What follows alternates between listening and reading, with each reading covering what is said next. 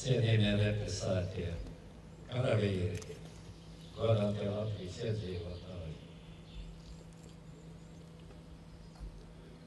Man šķiet šodien, un šī vieta ir īpaša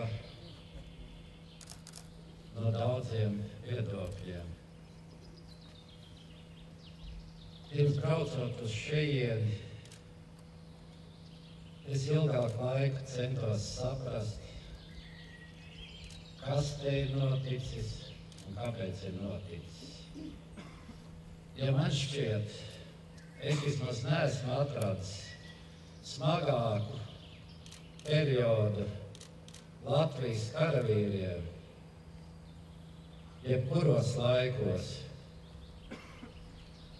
kur karavīri tika nokauti kā jēri, bez kādas jēgas.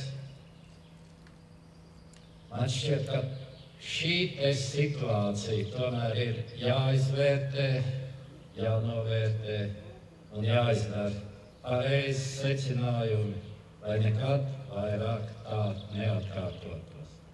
Jo man šķiet, karavīram nevar būt nekas smagāks, ka viņš ir izgājis visu, ir apmācīts, ir gatavs aizstāvēt savu dzimteni, savus tuvākos, un tad pēkšņi viņš izrādās, ka viņš neko nevar, un kopā ar saviem mīļotajiem viņš aiziet nebūtībā.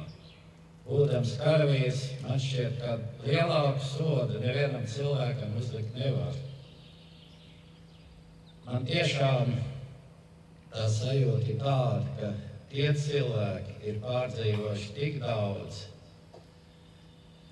ka nezvai, un es vismaz ceru, ka šeit mums dzīviem esošajiem nekad tāds laiks nepienāks.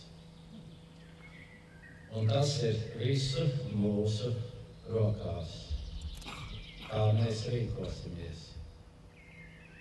Es gribētu novēlēt visiem, lai visus jūs vada Latvijas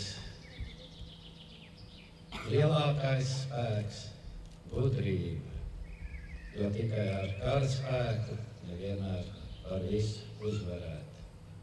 Es gribētu pateikties mūsu tagadējai armijai un novēlēt viņiem, lai nekad viņus tāds liktenis nepiemeklētu.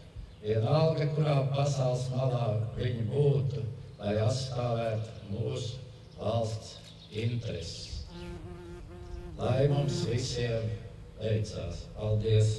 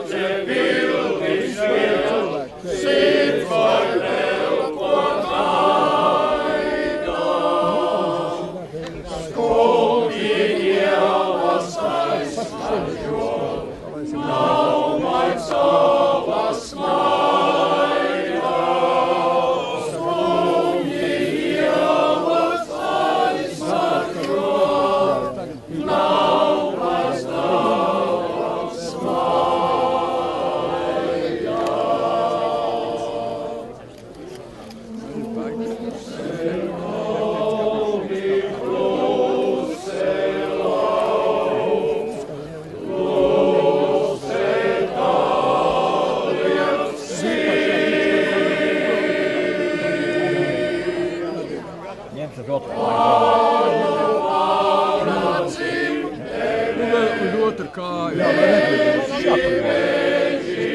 Tā var tā